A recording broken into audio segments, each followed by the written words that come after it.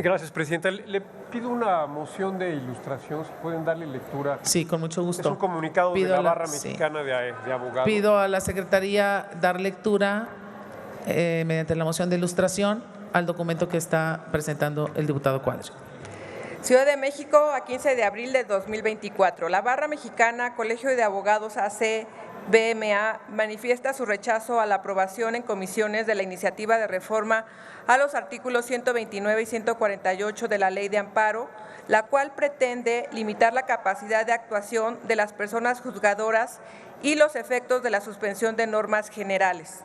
La reforma propuesta busca restringir las facultades de las personas juzgadoras para suspender normas generales, en contradicción con la reforma constitucional de 2011, que reconoció los derechos humanos como el parámetro de validez de todo el orden constitucional mexicano.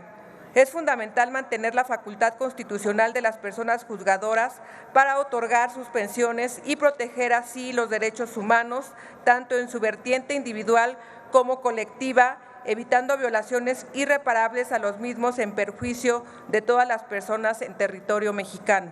Además, en consonancia con la reforma constitucional de 2011, la Suprema Corte de Justicia de la Nación ha reconocido que los efectos del amparo pueden beneficiar a terceros ajenos a la controversia, lo que es deseable para proteger los derechos de naturaleza colectiva y difusa que impactan en el orden público y el interés social.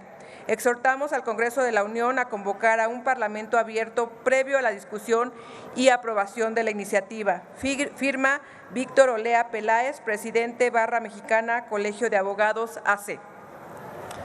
Gracias, diputada secretaria. Continúe, diputado Cuadri. Muchas gracias.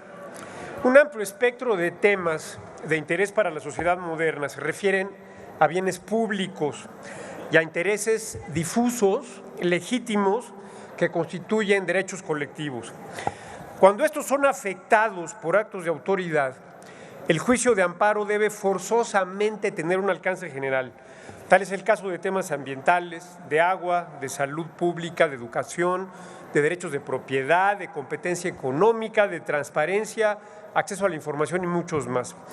Es indispensable aquí observar que el principio de relatividad establecido por el artículo 107 constitucional no es un impedimento para proteger estos intereses difusos de manera integral, y no solo a la persona o personas que hayan interpuesto un juicio de amparo.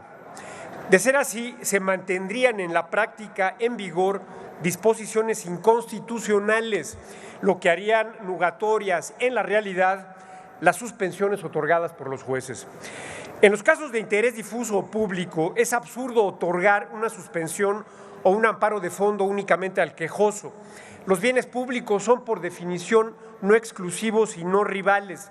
Por tanto, para otorgarse un beneficio al quejoso, necesariamente tendrían que ocurrir acciones que indirectamente o directamente habrían de beneficiar al resto de la colectividad. Con esta reforma se estaría impidiendo la protección de la justicia a las personas que no hayan tramitado un amparo, esto es, a los pobres, porque no pueden pagar abogados. Se dejaría en la indefensión a la gran mayoría de los mexicanos. La Corte Interamericana de Derechos Humanos ha establecido que los derechos tienen una doble dimensión, individual y colectiva, o difusa, lo cual modula el principio de relatividad. La reforma va en contra del artículo 1 constitucional, donde se mandata la protección de los derechos humanos basados en los principios pro persona, pro natura, de progresividad y de justicia intergeneracional. La reforma es violatoria de los derechos humanos. La protección existente de los derechos humanos no puede ser disminuida. La reforma planteada conlleva medidas regresivas injustificadas. La reforma va en contra del desarrollo jurisprudencial respecto al interés legítimo, a derechos difusos o colectivos y a bienes públicos como el medio ambiente, el cambio climático, la biodiversidad, los ecosistemas, los recursos hídricos. La reforma inhibe la protección constitucional de derechos en sentencias de fondo.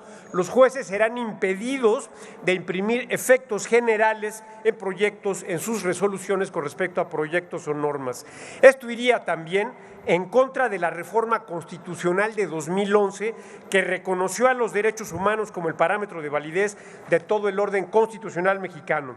La reforma propuesta es contraria al Acuerdo de Escazú, destruye el acceso a la justicia ambiental, se coarta la posibilidad de disponer de medidas cautelares y provisionales para prevenir, hacer cesar, mitigar o recomponer daños al medio ambiente.